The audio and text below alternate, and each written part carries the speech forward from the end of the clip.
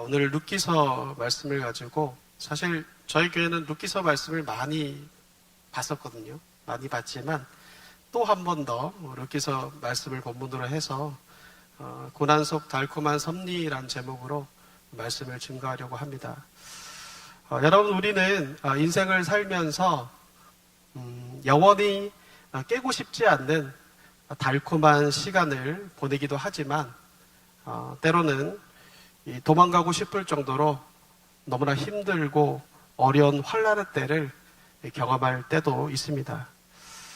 그런데 여러분, 우리가 곰곰이 개인적인 삶이나 다른 사람의 삶에 대하여서 생각해 보면 우리의 인생 자체가 고난이 아닌가라고 말할 수 있을 정도로 달콤한 시간보다는 사실 쓰디쓴 고난의 시간을 삶에서 더 많이 경험하는 것 같습니다. 그래서 혹자는 인간의 인생에 대해서 이렇게 말했습니다. 인생은 고난이다. 일평생 고난의 연속이다. 고난 없는 인생이 있으면 좋으련만 그런 인생은 없다. 고난 없는 곳이 이 땅에 있다면 딱 한 군데, 어디일까요? 무덤이다 라고 이야기했습니다. 그런데 여러분, 이것은 우리 믿는 신자들에게도 마찬가지입니다.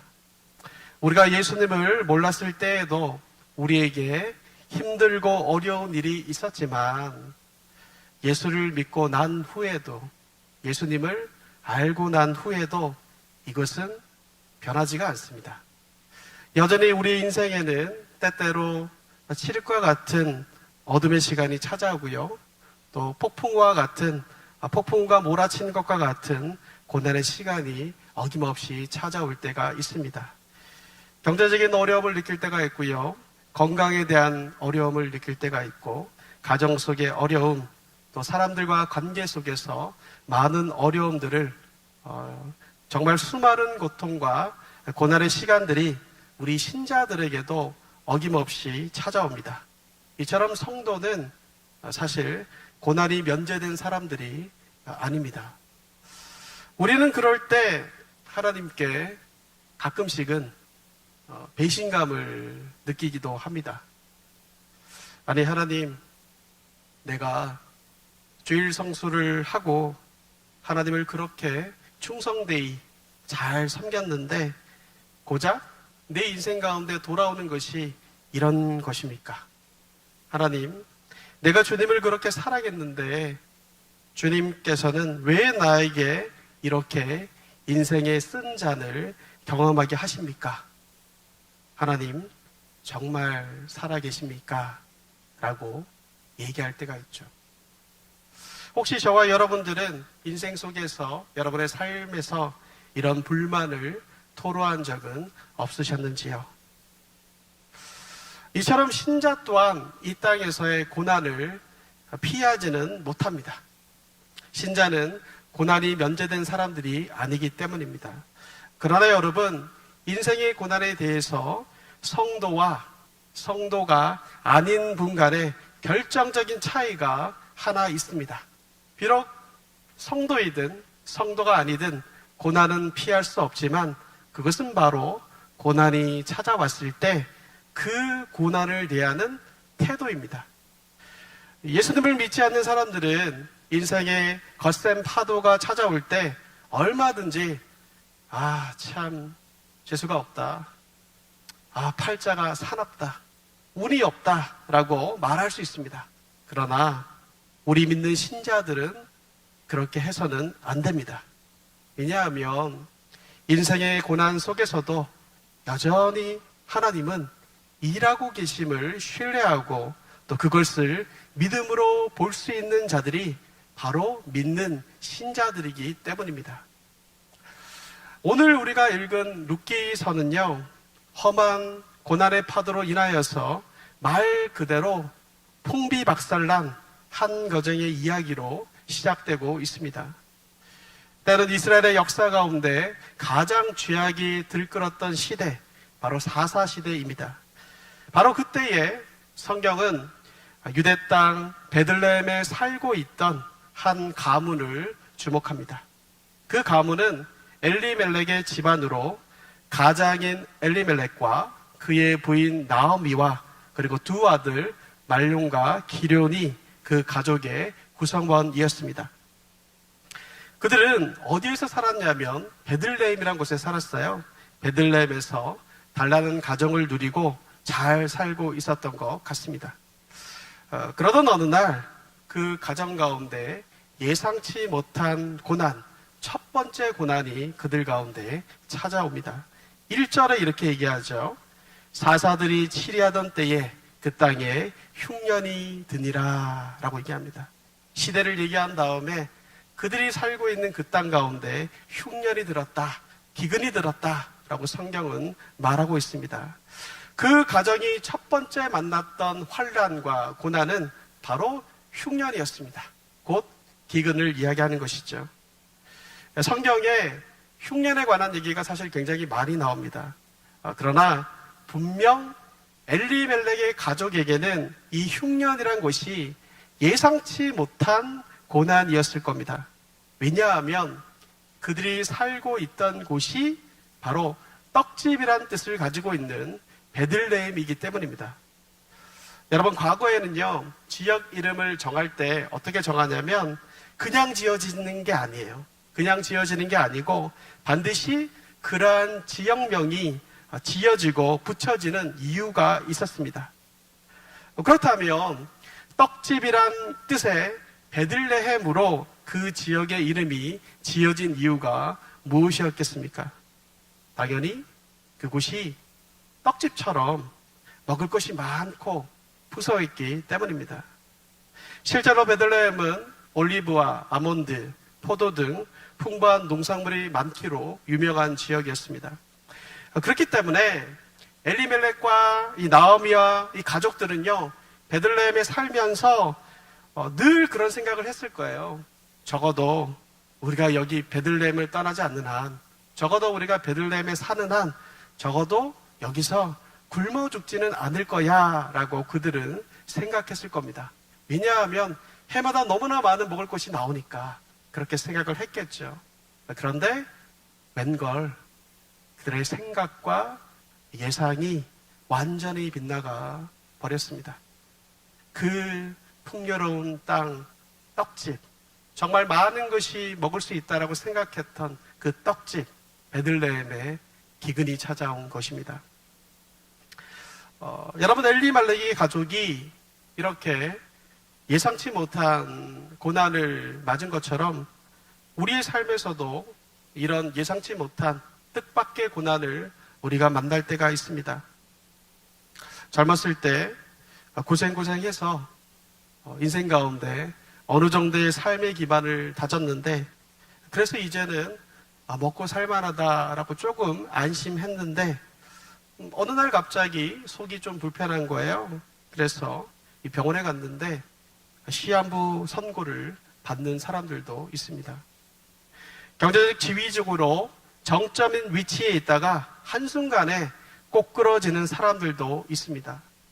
늘 성숙일 것만 같은 곳에 갑자기 불황이 닥칩니다. 전혀 흔들리지 않는 곳에 무너짐이 일어날 때도 있습니다. 우리 인생에도 이처럼 예상을 벗어나는 일들이 종종 일어나기 마련입니다. 바로 이와 같은 일이 지금 엘리멜렉의 가족에게, 나오미에게 일어난 것입니다. 이런 예상치 못한 고난 앞에서 가족들이 굉장히 많이 고민을 했겠죠. 가장인 엘리멜렉과 어머니인 나오미는 더욱더 많은 고민을 했을 겁니다. 가족이 모여가지고 어떻게 이 환난을, 어떻게 이 고난을 헤쳐나갈까 하고 어떻게 극복할까 상의를 했을지도 모릅니다. 그런 후에 그들은 한 가지 결정을 하게 되는데, 그것은 바로 이 기근을 피해서 먹을 것이 있는 모압으로, 즉 이방인의 땅으로 이주를 하는 것이었습니다. 아무리 먹고 살기 힘들어도 그렇지 모압으로 이주하겠다고 결정한 것은 아쉬움이 남습니다. 왜냐하면 이스라엘 백성들에게 이 땅이란 곳은요, 굉장히 중요한 의미를 지니고 있기 때문입니다. 여러분, 고대 사회는 오늘날과 같이 이 도시 사회가 아닙니다. 고대 사회에서 나라와 부족은 곧 신앙 공동체의 성격을 가지고 있습니다. 그렇기 때문에 이렇게 하나님이 주신 땅 가나안에서 다른 이방인의 땅으로 이주하는 것은, 가는 것은 신앙 공동체를 떠나는 것이고 또 신앙적인 손실을 각오해야 하는 상당한 위험한 일이었습니다. 특별히 이스라엘 백성들에게 이 땅이란 것은요, 통치의 개념이 달려 있습니다. 그렇기에 베들레헴에 기근이 들어 그들이 그곳을 떠났다는 것은요, 하나님의 통치를 벗어나겠다는 뜻이 그 행동 가운데, 그 내면 가운데 담겨 있는 겁니다. 물론 기근이란 환란 속에서 어떻게든 살아보려고 이주한 것이겠지만 하나님을 따르는 것보다 현실적 필요를 더 중요하게 여기고 그렇게 결정한 것은 아쉬움이 참 많이 남습니다. 아무튼 그들이 살기 위해서 모압 땅으로 이주했을 때 그들은 생각했겠죠.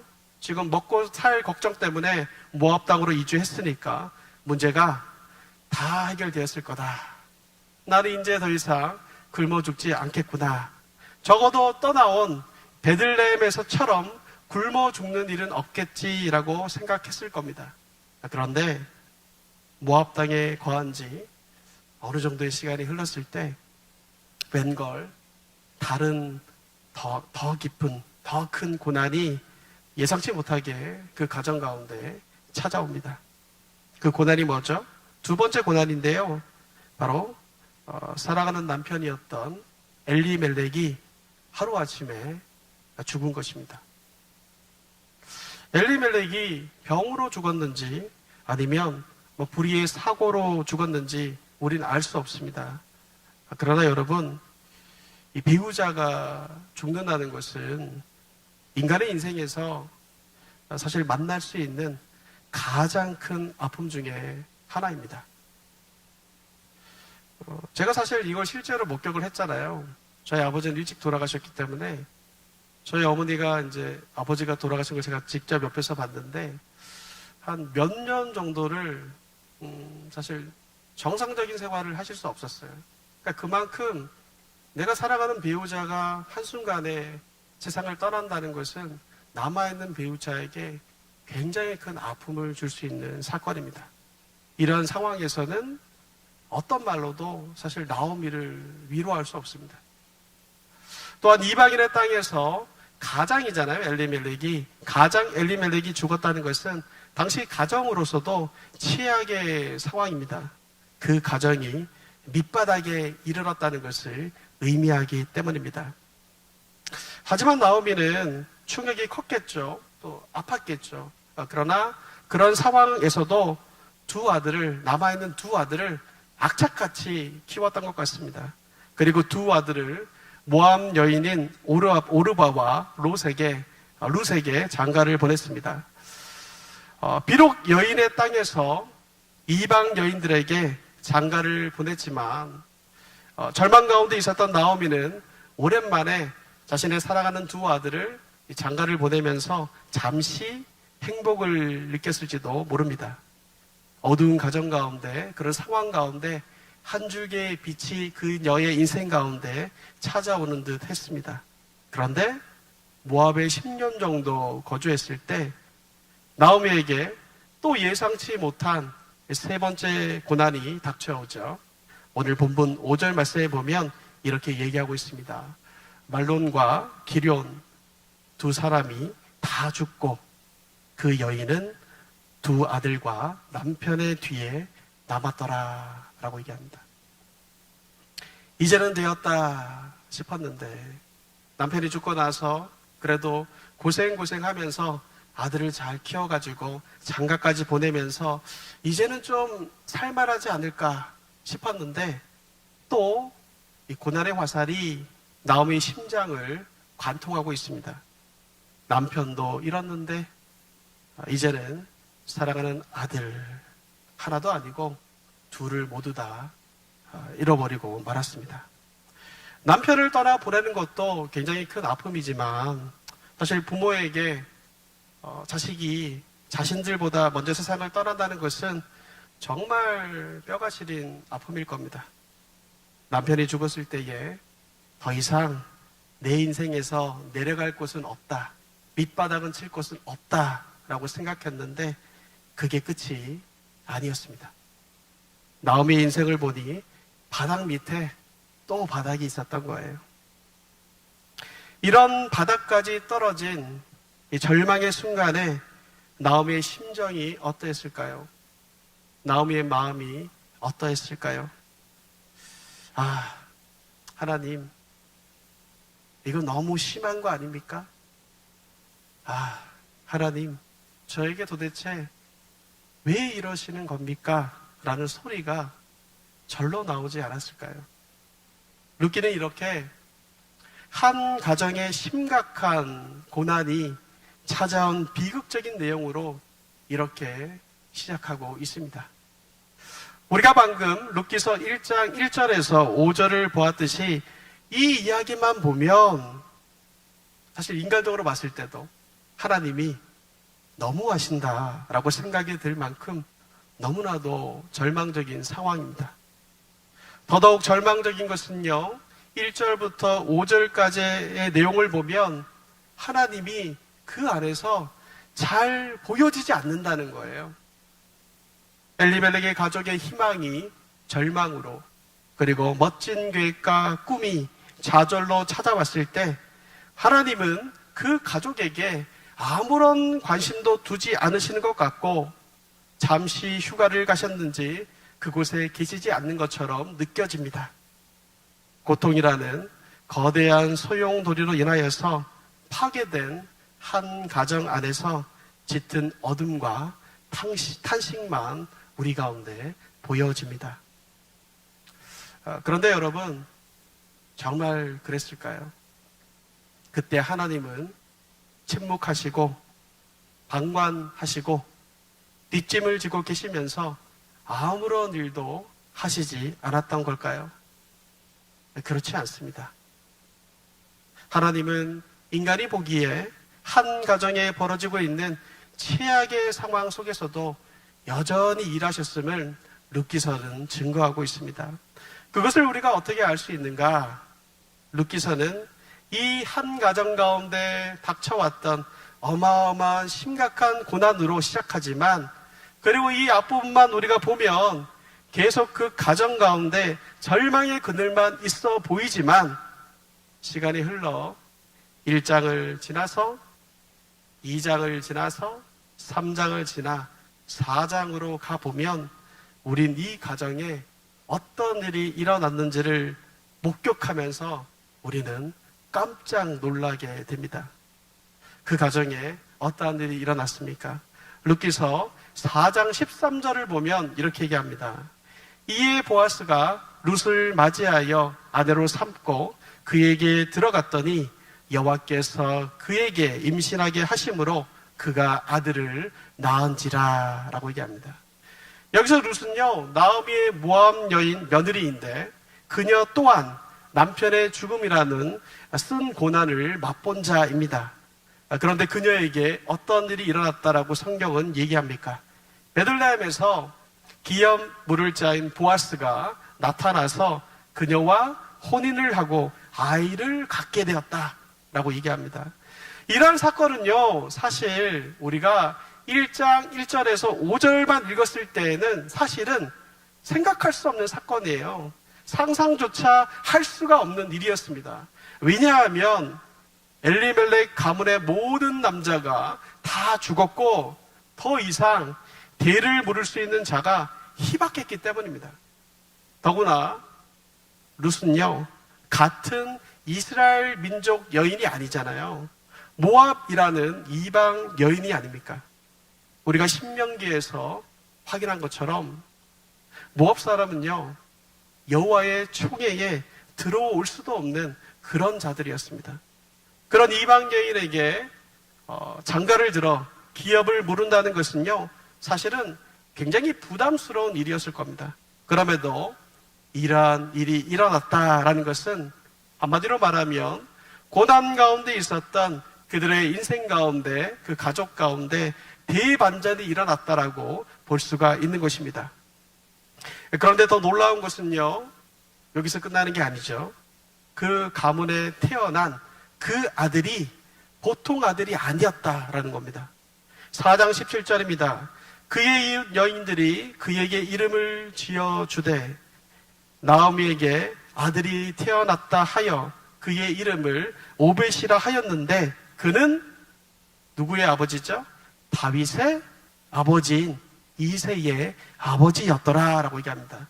4장 21절에서 22절 한 번 더 이 사실을 확인해 줍니다. 살몬은 보아스를 낳았고 보아스는 오벳을 낳았고 오벳은 이새를 낳았고 이새는 다윗을 낳았더라 라고 말합니다. 룻과 보아스에게서 태어난 아들의 이름이 오벳이었습니다. 그런데 이 오벳이 후에요 이새를 낳죠. 그리고 이새는 훗날 이스라엘의 가장 영광스러운 시대를 여는 다윗을 낳게 됩니다. 이 가문이 다윗의 족보를 이어간다는 것은 굉장히 중요합니다. 왜냐하면 마태복음 1장 1절 말씀이죠. 아브라함과 다윗의 자손 예수 그리스도의 계보라. 이렇게 훗날 다윗의 자손 예수 그리스도가 이 계보를 통하여서 오시기 때문입니다. 분명 우리는 1장에서 나오미와 그 가족들에겐 폭풍과 같은 고난으로 인하여 하나님이 계시지 않는 듯한 고통을 맛보고 있었습니다. 그래서 나오미는 베들레헴에 돌아오면서 뭐라고 얘기했냐면 자신의 이름을 나오미, 즉 희락이라고 기쁨이라고 부르지 말고 마라, 괴로움으로 부르라고 말할 정도였습니다. 어디에도 하나님의 도우심과 인도하심이 보이지 않는 것 같습니다. 그러나 여러분 4장에 나타난 이 사실들은 우리 가운데 무엇을 말해주는 겁니까? 하나님은 우리가 주위에서 접하는 여러 가지 상황들이 있잖아요. 여러 가지 상황들과 관계없이 심지어 우리가 가장 어려운 때라고 느낄 때에도 여전히 신실하게 그분의 일을 하고 계신다는 겁니다. 여러분 하나님은요 최악의 상황에서도 일하고 계십니다. 우리의 눈으로 보여지지 않을지라도 하나님 외에는 아무도 보지 못하시는 수많은 일들을 그분은 지금 이 시간에도 하고 계십니다. 오늘 이야기가 바로 그것을 우리 가운데 증명해주고 우리 가운데 보여주고 있는 것입니다. 하나님은 엘리멜렉의 가문에서 누구도 볼 수 없는 방식으로 하나님의 백성들을 구원하실 유일한 방법이신 그리스도를 위한 길을 예비하고 계셨습니다.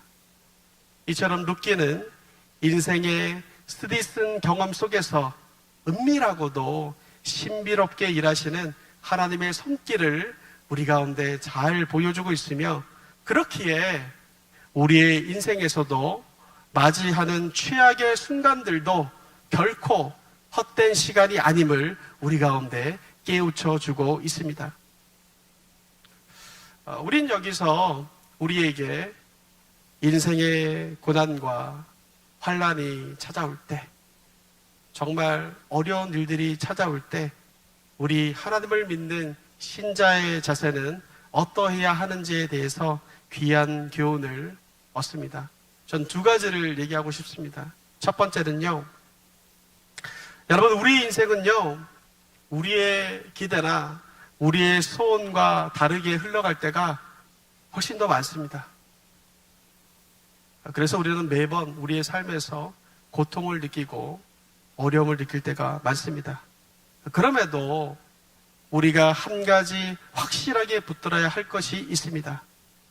그런 중에서도 하나님은 여러분을 모른 척 한다거나 여러분을 버린다거나 그런 것이 아니라 하나님은 여전히 신실하게 일하고 계신다는 사실입니다.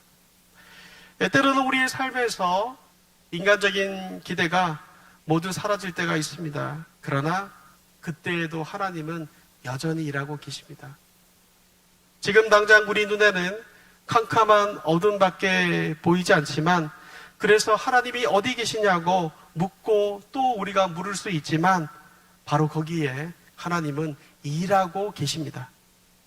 숨이 막히는 인생의 여정 중에서도 우린 이런 하나님의 신실하심, 하나님의 목적을 가지고 그분의 일을 통하여서 그분의 일을 행하시고 그분의 일을 성취하는 분이다라는 것을, 그런 신실하신 분이다라는 것을 보는 믿음의 눈이 이 환난의 때에 우리 가운데 필요합니다. 두 번째로는 어떤 경우에도 하나님은 신실하게 그분의 일을 행하신다는 것과 함께 우리의 삶에서 일어나고 있는 모든 상황들이 하나님의 주권과 섭리 아래 있음을 우리는 인정해야 합니다. 여러분, 성경에 따르면요, 우리의 삶에서 여러 일들이 일어나잖아요. 좋은 일도 있고 나쁜 일도 있고 기쁜 일도 있고 그렇지 않은 일도 있습니다. 이 아픈 일들도 모두 포함하여서 우리의 삶에서 일어나는 모든 일들은요, 우연히 일어나지 않습니다. 하나님의 통제 밖에서 생기는 일은 없습니다. 코로나19도 하나님의 통제 안에서 생기는 일입니다. 즉, 우리가 만나는 고난과 환난은요, 다 하나님의 통제권 아래에 있습니다. 하나님은 말씀 한마디로 원하시면 지금 우리가 겪고 있는 코로나19 사태를 포함하여 모든 고통과 아픔을 없애실 수 있습니다. 그러나 하나님이 그렇게 하시지 않으실 때는요, 하나님만이 알고 있는 특별한 이유가 있는 겁니다. 하나님께서 우리에게 무언가 말씀하고 싶어하는 메시지가, 하나님께서 우리를 통하여 이루고 싶어하는 비밀스러운 섭리가 그 가운데 있는 것입니다. 하나님은 마치 가학성이다처럼 우리가 아파하고 힘들어하는 모습들을 보면서 즐거워하는 분이 결코 그런 분이 아닙니다. 비록 때로는 그러한 고난과 아픔의 방법들이 우리의 가슴 가운데 못이 박히는 아픔이라 할지라도, 그래서 하나님이 나를 멀리 떠났다고 느끼거나 심지어는 하나님이 당신을 버리셨다고 느끼더라도 내가 그분께 매달려 떨어지지 않는 한 하나님은 당신의 삶의 이전보다 더 큰 행복과 즐거움을 주시기 위한 기반을 닦고 계심을 우리는 기억해야 할 것입니다. 이 진리를 알았던 영국의 기독교 작가 윌리엄 쿠퍼라는 시인이 있는데요. 이 시인은 하나님은 신비한 방법으로 일하시네 라는 시에서 이렇게 말했습니다. 아둔한 지각으로 주님을 판단하지 말고 다만 그분의 은혜를 신뢰하라.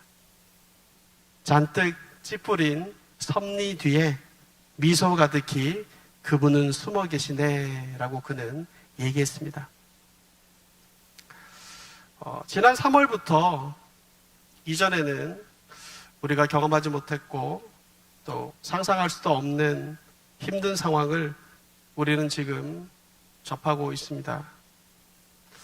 오늘도 이 예배당에 오면서 제가 마스크를 쓰고 오는데 그런 생각이 들더라고요. 내가 지금 뭘 하고 있는 건가? 내가 예배당에 가는데 마스크를 써야 되지? 이런 생각이 들더라고요. 이 일로 인해서 지금 전 세계에 660만 명의 사람들이 이 질병에 감염되었고 그중 약 39만 명이 목숨을 잃었습니다. 미국에서의 사망자가 11만 정도가 되며 지금도 많은 숫자가 이 질병 가운데 감염되고 있으며 많은 이들이 홀로 병상에서 숨을 헐떡이며 병마와 싸우고 있습니다.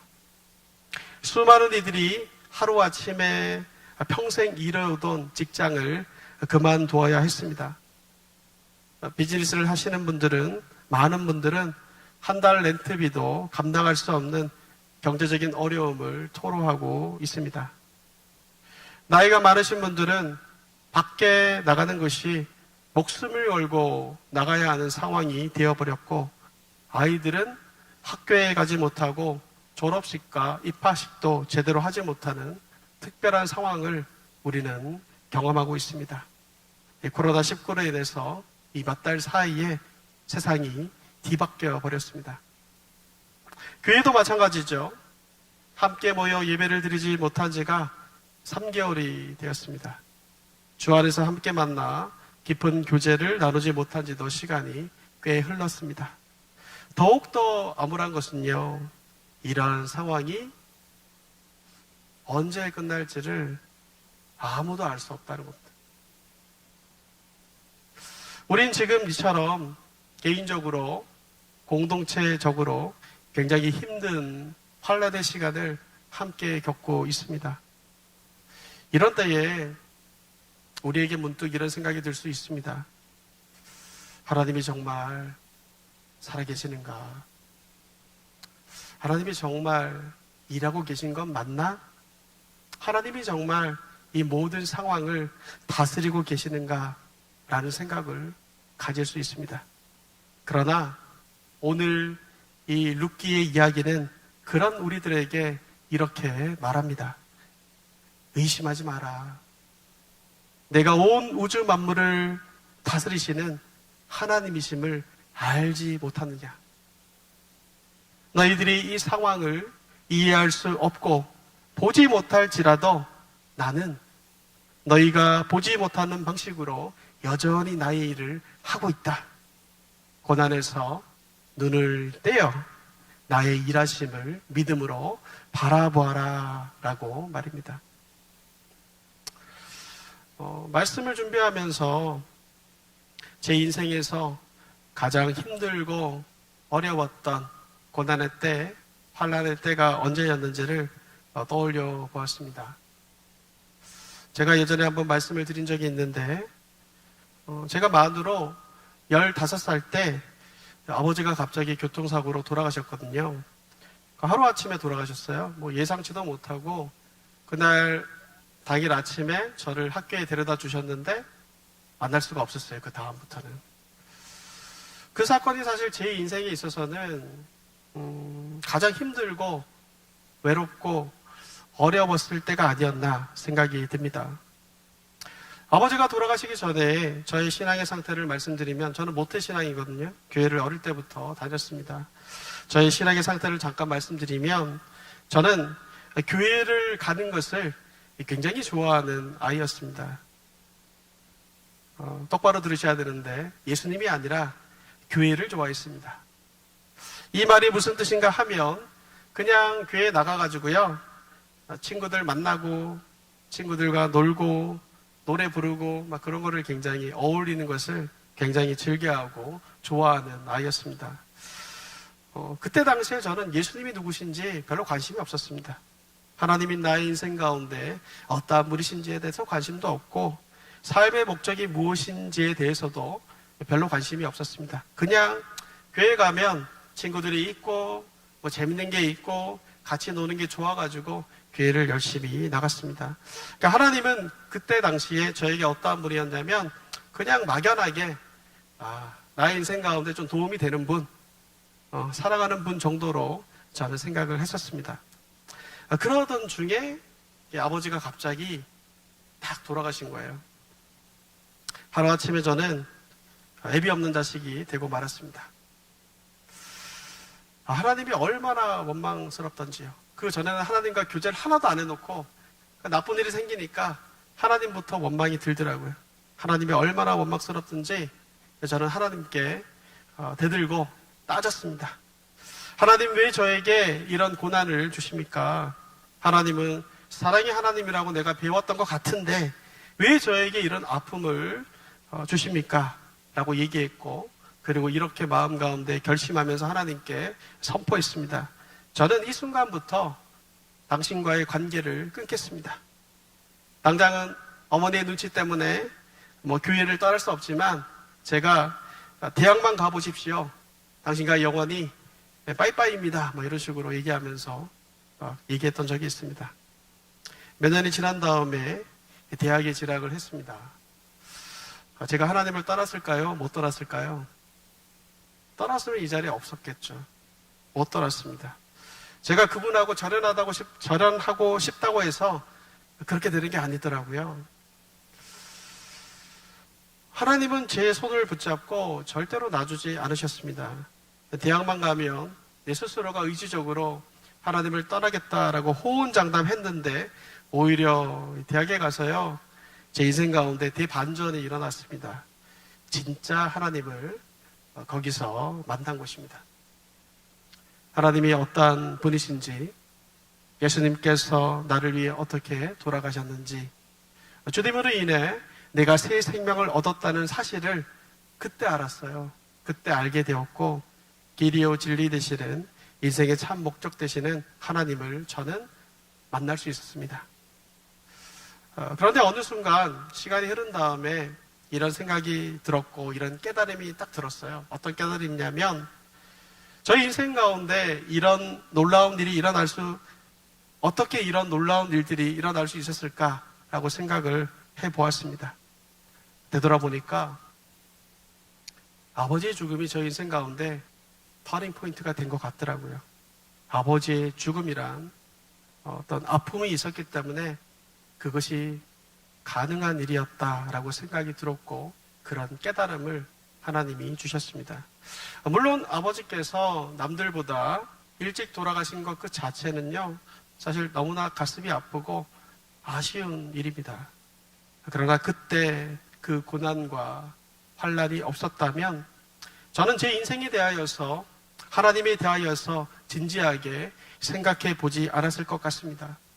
죽음이란 무엇인지, 인간의 인생이란 무엇인지, 삶의 목적이 무엇인지에 대해서 전에는 전혀 생각하지도 않았었는데, 아버지의 죽음이란 그 고난을 통하여서 그것에 대해 진지하게 생각하게 되었고, 결국엔 때가 되어 주님의 은혜로 정말 참 예수님을 만나게 된 것이죠.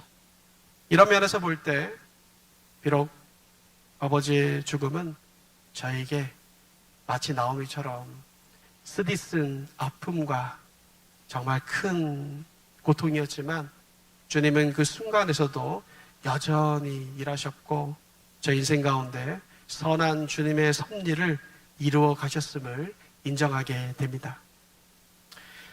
제가 아버지의 죽음이란 고난에 대해 이해를 할 수 없었을 때에 저를 변화하게 했던 몇 가지 큰 터닝 포인트가 되는 사건들이 있었는데요.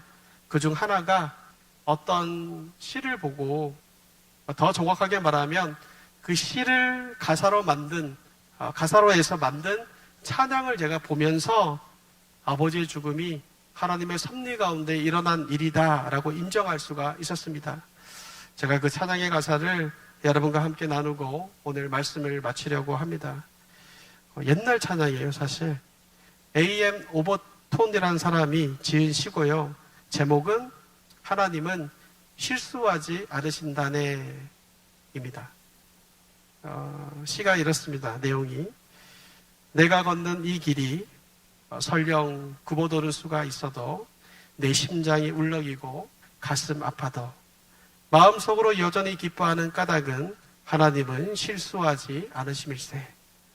내가 세운 계획 빗나갈지 모르며 나의 희망 덧없이 쓰러질 수 있지만 나 여전히 인도하시는 주님 신뢰하리니 주께서 나의 길을 잘 아시기 때문일세.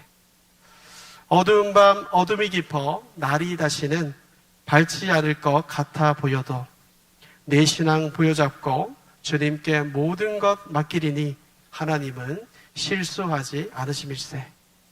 지금은 내가 볼 수 없는 것 너무 많아서 너무 멀리 가물가물 어른거려도 운명이여 오라 나 오로지 의지하리 만사를 주님께 내어 맡기리. 차츰차츰 안개는 거치고 하나님 지으신 만물 뚜렷이 보이리라. 가는 길이 온통 어둡게만 보여도 하나님은 결코 실수하지 않으신다네 라고 얘기하고 있습니다. 여러분, 하나님은요 이 시의 고백처럼 결코 실수하지 않으시는 분입니다. 여러분 이 사실을 믿으십니까? 그분은요 졸지도 주무시지도 아니하시고 지금도 온 우주 만물을 다스리시고 그분의 주권 아래, 그분의 통제 아래 선한 일을 행하시는 분이십니다. 오늘 이 시간 고난 속에서도 은밀하고 비밀하며 달콤하게 일하시는 그분의 섭리를 기억하고 인정하는 우리가 되기를 원합니다. 많이 힘드실 겁니다. 그리고 많이 답답할 수 있습니다.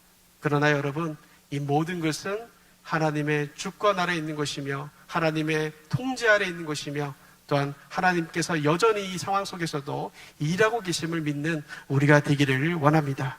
그리하여 이 환난의 때에도 주님의 일하심을 믿고 신뢰하며 시편 기자가 고백한 것처럼 고난당한 것이 내게 유익입니다. 이로 인하여 내가 주의 율례를 배우게 되었습니다. 라는 이 믿음의 고백을 함께 드릴 수 있는 우리 모든 베들레헴 성도들 되기를 간절히 기도합니다. 함께 기도하겠습니다.